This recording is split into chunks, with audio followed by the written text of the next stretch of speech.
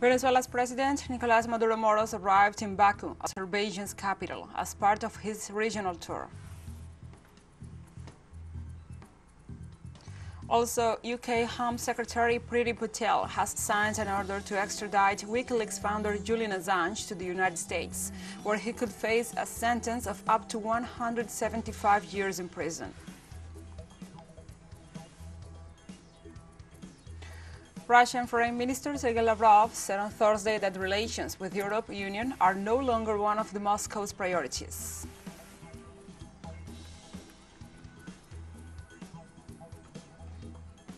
From the headquarters of TeleSUR English in Havana, Cuba, this is From the South.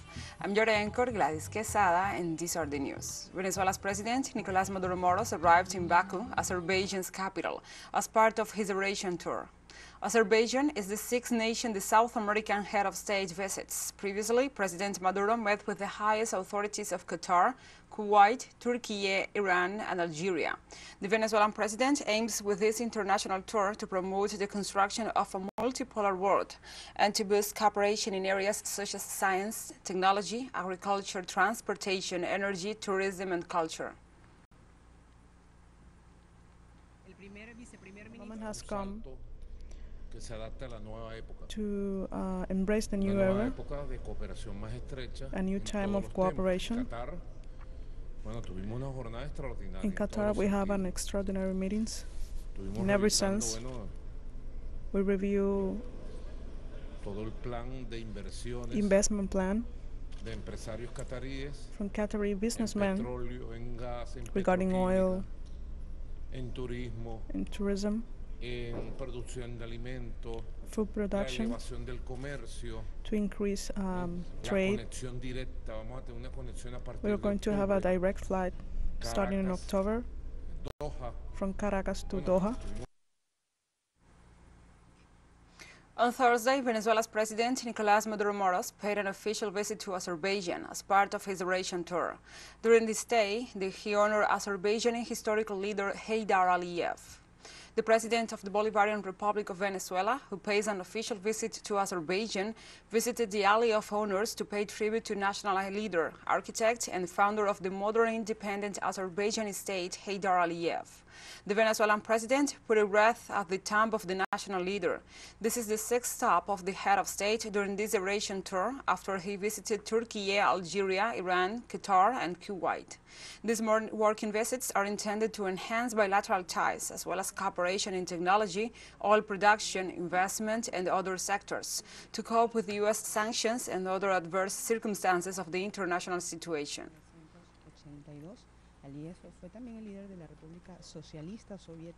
Venezuela and Ecuador commemorate the bicentennial of the first meeting between Manuela Sáenz and Simón Bolívar in the city of Quito, Ecuador.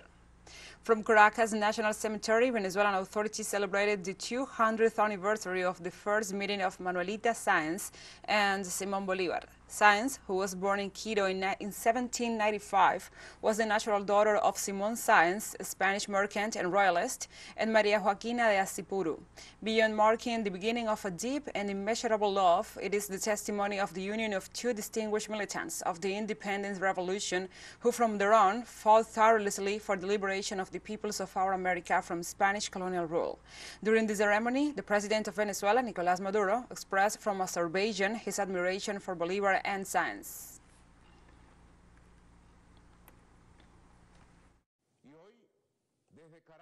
And today from Caracas, Venezuela, we celebrate the 200 years of love, of life, of the freedom of Manuela and Simón. I want to send to this official event, to this beautiful event, which is taking place in Caracas, from here in Baku, capital of Azerbaijan, from this successful Eurasian tour, from this necessary tour, I want to send my greetings, my embrace, my loving memory to Bolívar, our Bolívar, and to Manuela, the giant, the colonel. Cuba's government announced on Thursday a series of measures to attend to the electro-energy situation in the country. Cuban President Miguel Díaz-Canel explained on national television on Thursday the power situation the nation is facing, as well as its causes and the measures behind taken by the government to minimize its effects.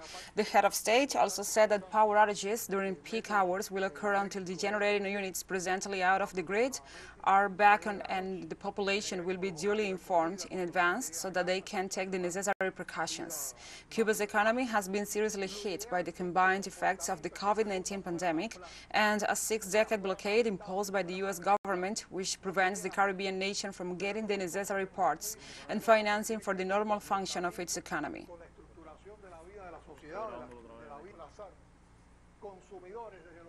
In Chile, the price of fuels will increase as of Thursday. This was announced by the national oil company. The prices of 93 and 97 octane gasoline and diesel will be increased by 11.8 pesos per liter, while liquefied petroleum gas will increase by 11.6 pesos per liter. The company said it decided these increases based on the import parity price rules, the fuel stabilization mechanism, and the oil price stabilization fund, which regulates these decisions in the sector. This is the first price hike after more resources allotted to the fuel stabilization mechanisms approved by the Chilean Congress in previous weeks.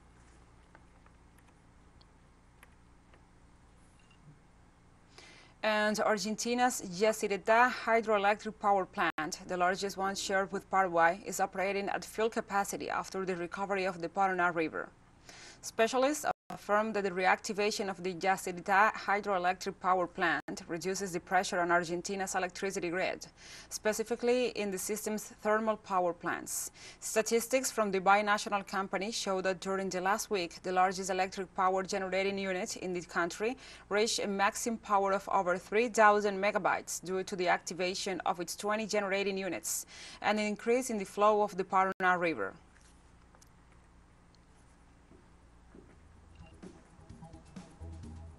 We'll take a short break now. Join us again after this.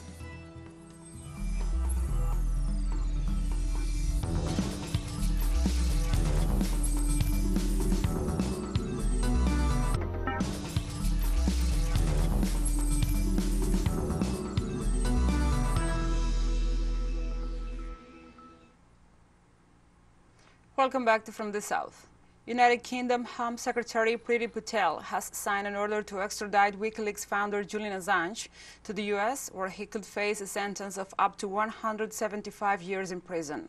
The case passed to the Home Secretary last month after the Supreme Court ruled there were no legal questions over assurances given by the U.S. authorities over how Assange was likely to be treated.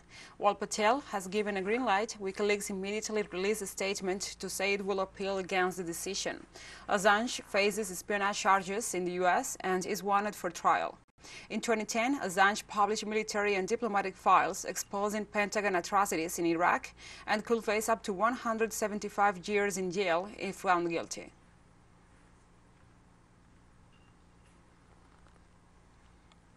Several civil society sectors in Ecuador joined the national strike called by the Confederation of Indigenous Nationalities against the policies of President Guillermo Lazo's government.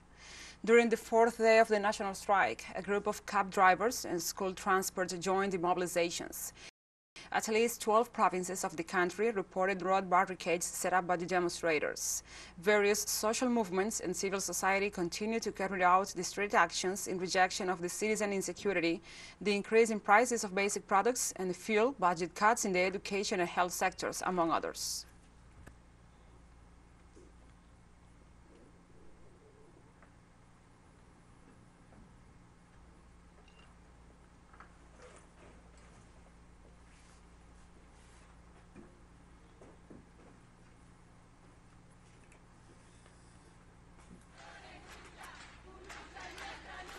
And now we go live to Azerbaijan as Venezuela's head of state, Nicolás Maduro Moros, visits the Alley of the Martyrs, one of the monuments dedicated to the martyrs of the revolution and the revolutionary process in Azerbaijan.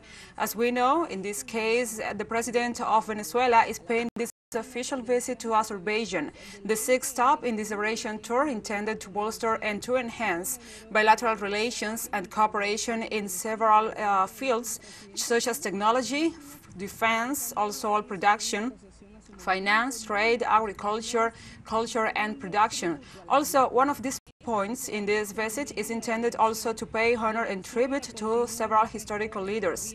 As we know, he also visited the tomb and the dedicated monument to order of the heroes of Azerbaijan, Azerbaijani leader, and also the architect and leader of the revolution in Azerbaijan.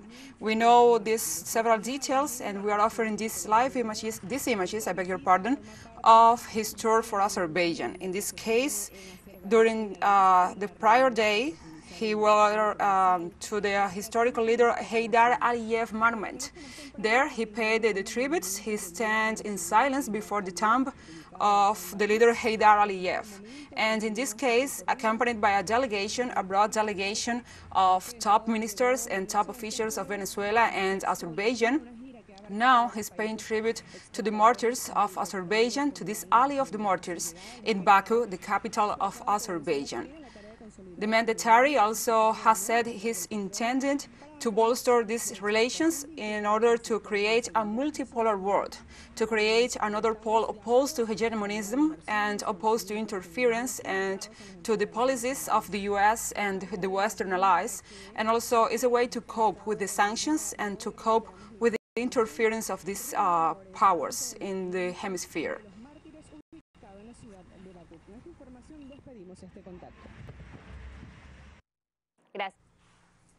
And now we move on to other topics.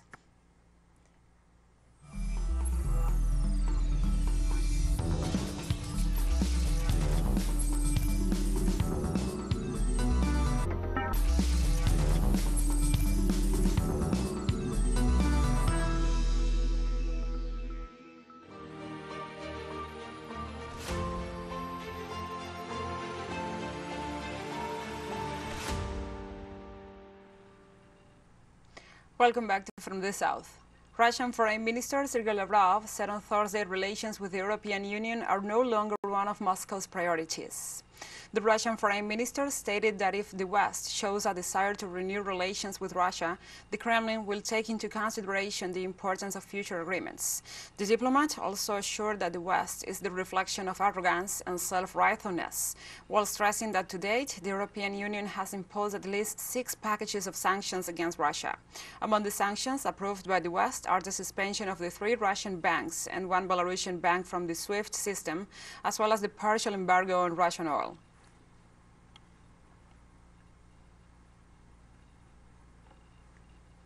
Myanmar's government proposed at the International Economic Forum in St. Petersburg, Russia, to adopt the Chinese yuan and the Russian ruble for payments between Asian countries.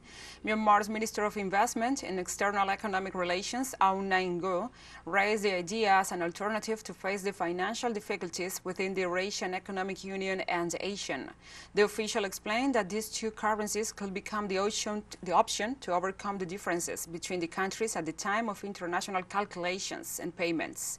The minister highlighted the potential of his nation in the construction of railway infrastructure as an alternative for the transportation from India to eastern China, passing through the Burman territory.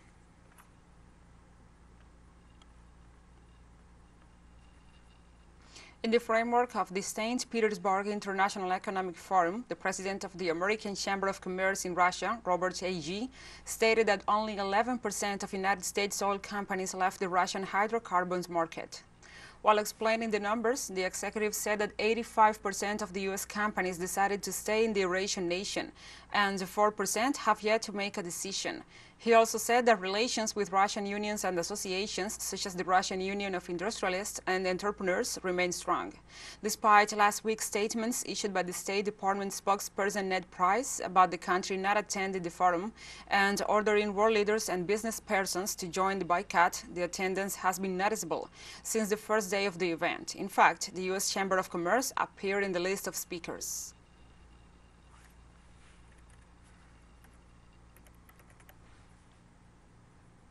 And more than 185,000 children in Ethiopia are suffering from the most severe form of undernourishment, as the rate of malnutrition soars in the eastern and southern parts of the country. The NGO Save the Children said in a statement on Thursday that more than 1 million people are in need of urgent nutritional assistance in the Ethiopia's region of Somali, Oromia, SNP, and the southwest. These regions cover the entire southeastern quarter and a large part of the southwestern quarter of the country, the second most populous in Africa with 120 million inhabitants. According to the UN humanitarian agency OCHA, for nearly 2 years, the longest drought in recent history has ravaged the Horn of Africa, threatening part of its population with starvation.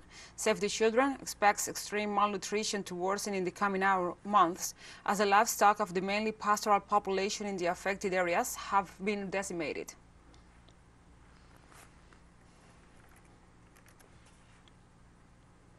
Flights were cancelled, public transport ground to a halt, and government offices were closed in a nationwide strike by Tunisia's main trade union confederation on Thursday that put pressure on President Kais Saied, already facing a string of crises. The powerful General Labor Union Confederation had called on up to 3 million public sector workers to strike, halting work and nearly 159 state agencies and public companies to demand concessions on salaries and threatened reforms. The action appeared to be widely observed. A strike by public sector workers at Tunis airport saw dozens of flights cancelled, while public utilities and post offices were closed. In a speech before the people mobilized outside the UGTT headquarters, the Secretary General of the Confederation, Nureddin Taboubi, said the action had been over 96% successful and blamed the government for the collapse of the salary negotiations.